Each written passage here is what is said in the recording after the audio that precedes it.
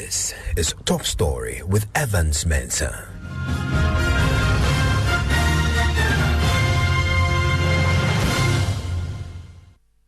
And Top Story is always brought to you by Vodafone. The NDC minority had vowed they will never and under no circumstance call off their boycott of Parliament anytime James Etukwesing is before the court. Well, today they've eaten humble pie and backtracked on that particular decision. The decision was to boycott parliamentary sittings anytime the Assin North MP was expected in court. This has, however, failed, forcing the minority group in Parliament to rethink their strategy. Now, despite the Assin North MP making a showing in court today, the NDC MPs turned up on the floor in their numbers. The NDC group say they are escalating their protests against the prosecution of your colleague, but with a completely different strategy. My colleague, Kweku Asante, has been following this for us and is in Parliament, joins us live right now. Kweku, what have we been able to pick up on the matter of the boycott and the decision to reconsider? Evans, we understand there had been considerable conversation within the minority caucus. In fact, some of their own colleagues were not so much enthused about the boycott because they had questions on the floor. They had a lot of things they wanted to do in terms of being able to hold government to account. But because of the boycott, they were not able to come to the floor. So the caucus had to take a decision. We understand there was a meeting of some sort where they had to come to a conclusion that that boycott was not going to be in their best interest, and that at some point, some MPs were even going to defy them and come to the floor if it held. And so the decision was then that, well, some MPs could escort that situation to court, and then some of them have to come to the floor. But the minority of concern is that over the past few days, we know that Parliament has been struggling to do any meaningful business in the House. They say that they want to completely do away with any suggestion that they are the reason why business is not going well on the floor. Gavin Kwame Abuja is Minority Chief Whip. I was surprised yesterday that my very good friend, my Majority Chief Whip, was making public pronouncement with the effect that the absence of myself and my colleagues was hampering business. And so many public comments, Mr. Speaker. The fact is that if he checks his front, his leader and his deputy leader have not been seen this week. He didn't find any problem with that. Look at the number in the House today. Is it a case that you brought a bill here to solve the problems of this country? Rising cost of living, not being able to pay contractors, not being able to deal with a situation that the absence of the minority did not permit you to do that. You know that at your back, many colleagues are currently out there campaigning. In fact, one person who is a key person to solve our problems today is Dr. Baumi, our Vice President of the country. He's not at the office as we speak. He's campaigning somewhere. What has the absence of minority members who actually said we were not coming to work yesterday got to do with the reason why your members could not be up to the number that form quorum? So the problem is yourselves. If you produce your 138 members tomorrow morning, we shall provide our 137 members tomorrow morning. And then my colleague used words that I know he probably didn't mean those words. We are not childish. We are bold and we are honest about it. The reason you couldn't do business yesterday was because your own members are not coming to work. In fact, you can't even count 50 members this morning. So let the world be aware, the country be aware, that the reason Parliament is not forming quorum has nothing to do with the minority members. You have 138. Where are your 138? You don't have them. Honorable Whip, you don't have them. Let's finish with the correction first. So, Mr. Speaker, let it not be said anywhere in this country that the absence of the minority in Parliament has stopped this country from paying contractors, from reducing the price of petrol, Honorable Leader, from reduced poverty. Honorable Leader. Kweku is still with me. Let's talk about the new strategy. How did that pan out on the floor today? So, Evans, what the minority now intends to do, and they've said that cooperation will suffer. So they come to the floor, a number of them, not all of them, they come, they study the terrain, they look at the numbers in the House, and then they raise an issue of quorum. That's exactly what they did today. And the Honorable MP for South Dye, Honorable Robson Nelson Dafiameko, on his feet to raise an issue of quorum. In fact, Order 48 of the Standing Orders of Parliament, as well as the Constitution, clearly states that to be able to consider anything at all, you need at least 92 of MPs present. To be able to vote, you need 138 of all MPs present. He scanned around and said that the House did not have the quorum and wanted the House to adjourn immediately. I rise on the authority of Article 102 on a very important matter of quorum. Mr. Speaker, with your leave. Honorable member, let's adopt the proceedings first. We cannot even adopt the proceedings. We don't have a commencement quorum. We don't even have a quorum to commence proceedings. We don't. So may I be permitted to make my submissions? Mr. Speaker, Mr. Speaker, with your leave, may I read Article 102? A quorum of Parliament, apart from the person presiding, shall be 1/3 of all the members of Parliament. Mr. Speaker, upon my last reading about 2 minutes ago, we are only 35 members. Mr. Speaker, let me anchor the gravamen of my submission on the decision of the Supreme Court.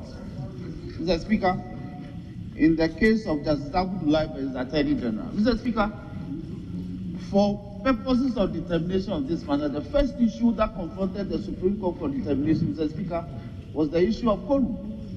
And this is what the Supreme Court had to say. It says at page 18 of the judgment, unreported, Mr. Speaker, it says, the first issue presented for judicial determination concerns quorum. There are 2 separate quorum provisions that govern the business of the House. The general quorum provision is found in Article 102 of the Constitution. Mr. Speaker, and the court quotes it. And it goes on like this. A quorum in Parliament, apart from the person presiding, shall be the 1/3 of the members of Parliament.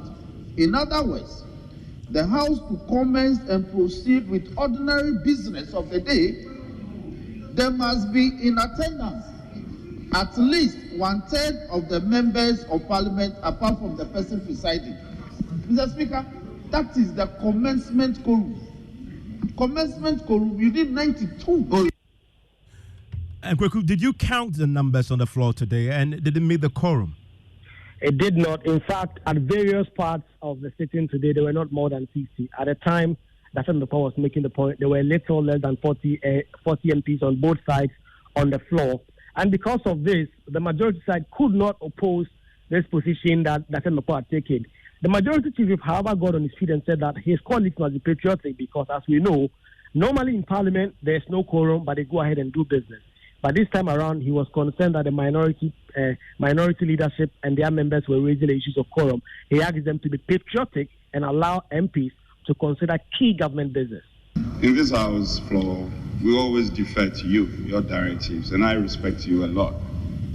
And nothing will change. My colleague, I respect him a lot. But if you indulge me just a second, I think he put matters out which must be put in proper context. The statement I put out was not said on the House floor. I never said this in the chamber. So if he wants to respond, he knows what to do. But just for the records, my colleague, I never said your absence is hampering business. So I never said that. What I said was, it is inconsistent on your part to have said that you boycott Parliament, and yet you sneak out and go and participate in committee business. Because committee business is an extension of Parliament's work. That, for me, cannot be contested. Maybe we should have a day where we can debate this matter. But I'm saying to you, with all respect, I respect you, I wouldn't want us to go into any odd tangents on this matters. And the Speaker has given directives. We can have another day and deal with this, because I didn't even say this on the House floor. So let's leave it as this.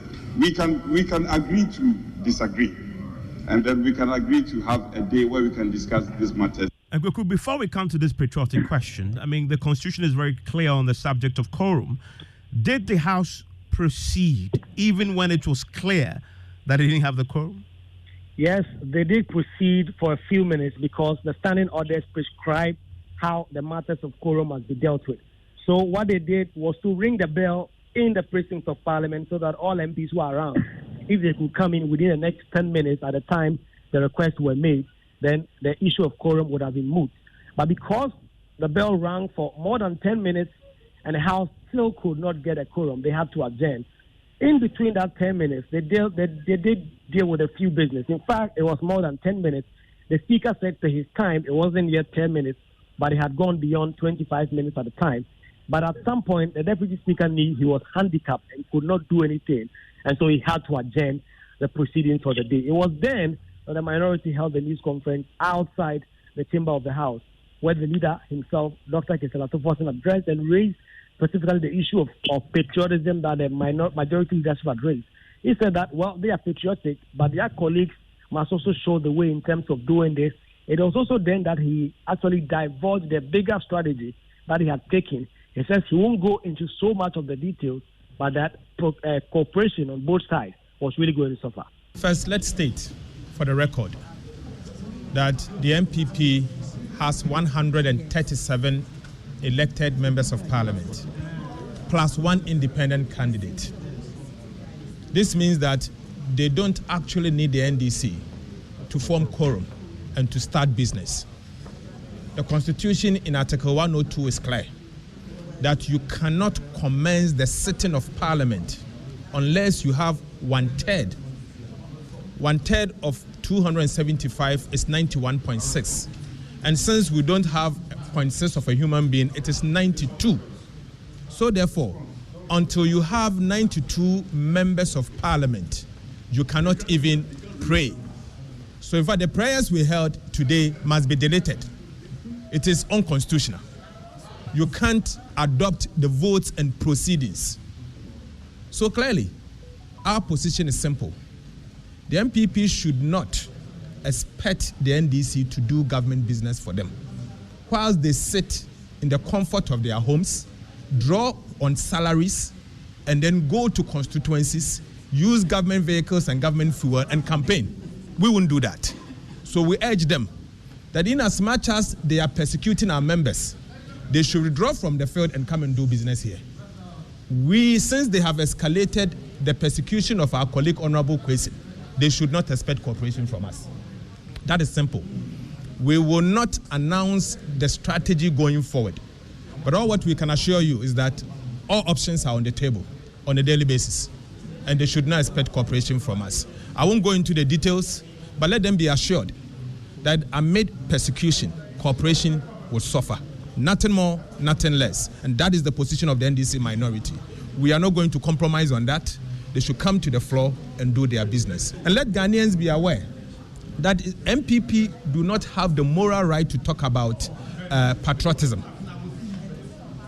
If you are patriotic, in the middle of economic crisis, you won't behave the way you are behaving. In the middle of economic crisis, you won't abandon parliament and use state resources to campaign. So the NDC side blinked first after this long standoff over boycotts that has crippled the business. And Kweku, there are some now on the NPP side who are already pleading with the leadership to try and resolve this amicably. Now that we've heard another strategy, we don't know what it is, but clearly from what we've heard from Ato Forcing, it will end up crippling Parliament even more. Yes, we've been hearing from the MP for Doma East, Paul Chumberima, who says that the leadership should trigger the usual channel of communication, address this impasse, and make sure that Parliament will go ahead and do business. Next week, the Minister for Finance is expected to come in with a mid-year budget review. If all this go on, and there are new tax measures, there are new policies of government, all those may suffer on the floor of the House. And so Paul Chumberima says that leadership of both sides must come together and reason together and let this impasse end. I don't want us to go on the angle of blaming who is this, who have done this. I think it's about time that we consider the development of our country. I think it's about time that we need to sit as a country to look at what do we want? What is the way forward? Is that how we want to chart the future of this country? Is this the path we want to chart? This cannot be. I strongly believe that the leaders must sit. And we cannot continue like this. That we will go to court, we will not come, we will raise quorum. Who are you hurting? If the country broke or country not broke, we all there inside. So I think we must take different approach to all this. I will appeal to the minority that if there is anything that they think they are doing to hurt the government, I'm sorry, it's hurting their own constituents. Because if they take decisions that will affect every member of this country, their constituents are part of this country. So I will appeal to them that I think it's about time that we look at this thing holistically. The leadership have to sit. I think Parliament leadership have to sit and look at how we can address this issue. But this part, no, will not help us. I don't think it's something that we need to continue on that side.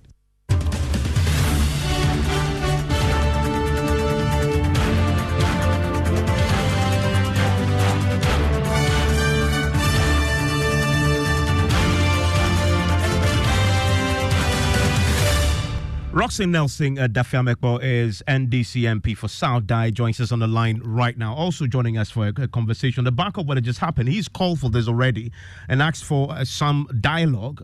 He is the Executive Director of the African Center for Parliamentary Affairs, Dr. Rashid Rahman, also joins us. Roxanne Nelson Dafiamekbo, thanks for your time here on Top Story.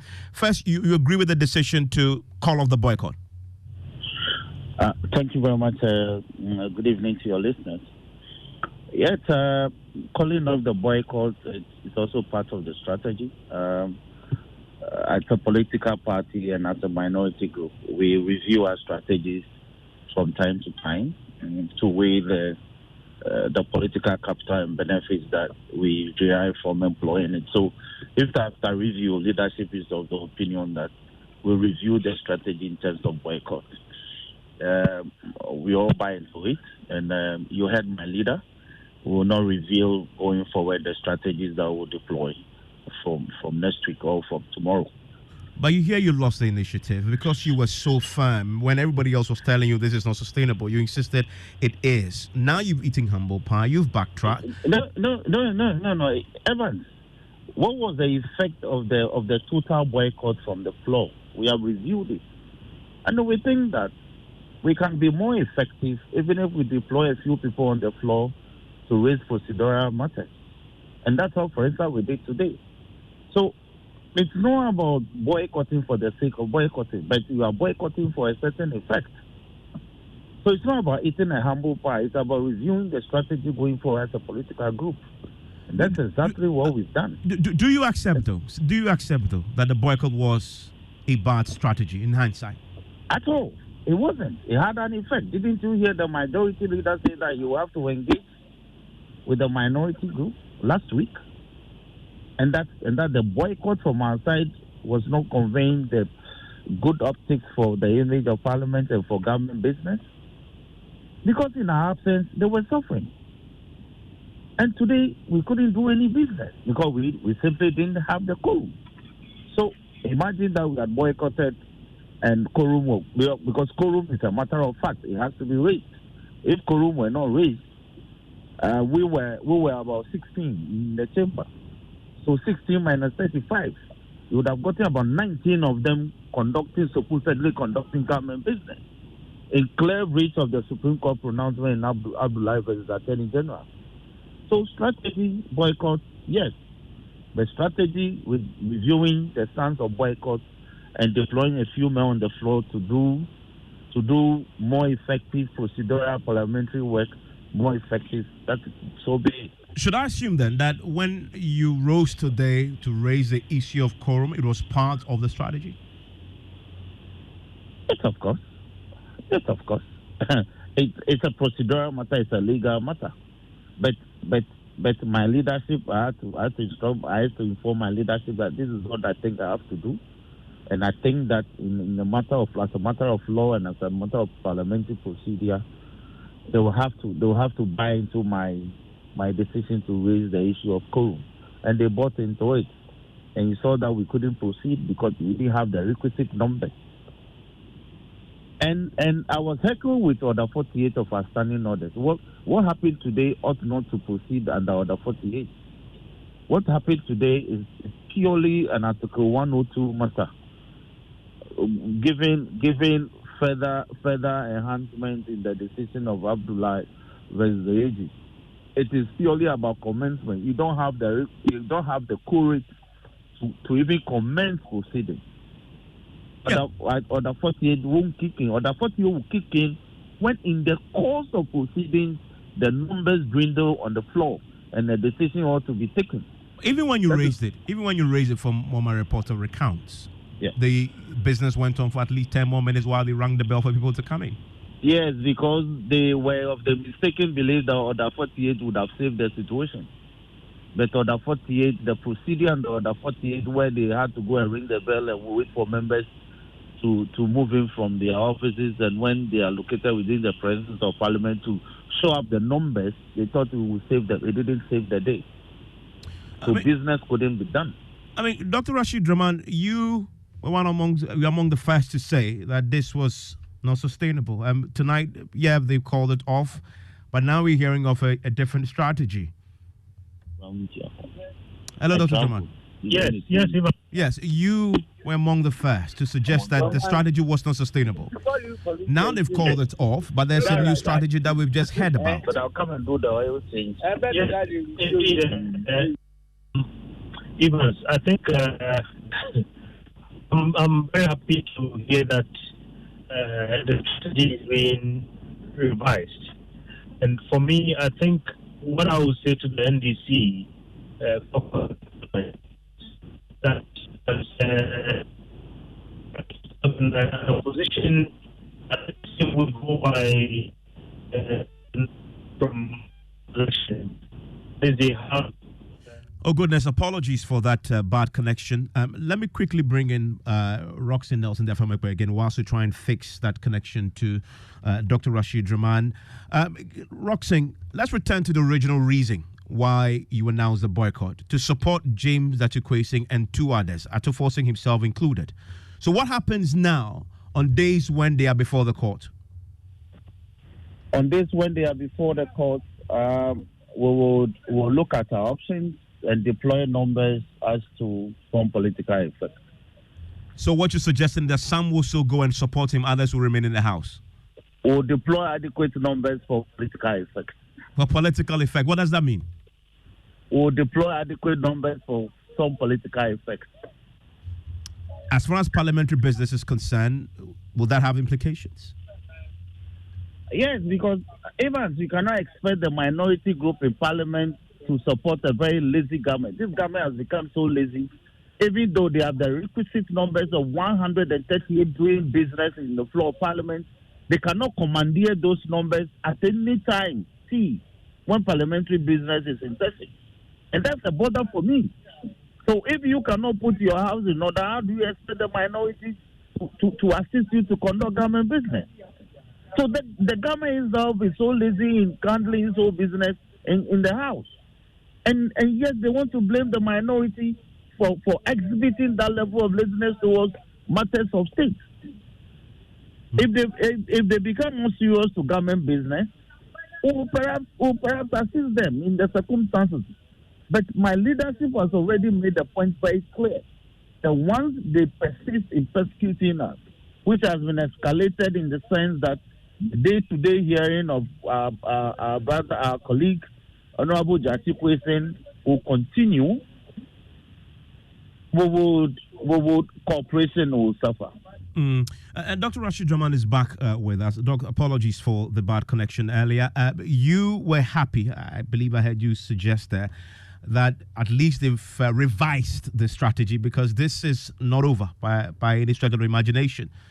Yes, indeed, it's not over. And I think that what I would advise the minority caucus, they are a government in waiting with close to a 50% chance of forming the next government, at least if we can go by the numbers of the last elections. If I were the leadership, I would take the pulse of the nation and try and understand particularly where swing voters stand on whatever strategy that they are going to adopt, because that would have a very significant impact on their political fortunes. But Evans, I think as we are on this, I heard one of the people that you interviewed, I think from the MPP side, who spoke about the role of the leadership of Parliament. I think I would go back to that. At the end of the day, the option, the way out, is for dialogue. And I think, again, I would continue to call on the leadership of both sides to find a way to sit down and iron out whatever differences that there are. I mean, this is common in democracies, and we've seen this happen even in advanced democracies where things look like, we're almost on the brink. It's only dialogue and talking that can restore some normalcy. So I would urge the leadership of Parliament. I think the majority side would have to do some reaching out. I mean, this digging in, everybody is digging in and saying, we don't care and we have the numbers and so on. At the end of the day, I think it's not going to be helpful to the image of Parliament itself. Thank you very much, Dr. Rashid Draman there. And we'll be hearing your thoughts on this particular matter. Share your thoughts with me on WhatsApp 05511119997. A few of you have been speaking to us and speaking into our microphones on the boycotts that now tonight have now been called off with a different strategy announced, including a strategy to raise the subject of quorum that will cripple parliamentary business as we saw today. Tell me what you make of this, because the MPs, they represent you. 05511119997. Newsnight in a minute.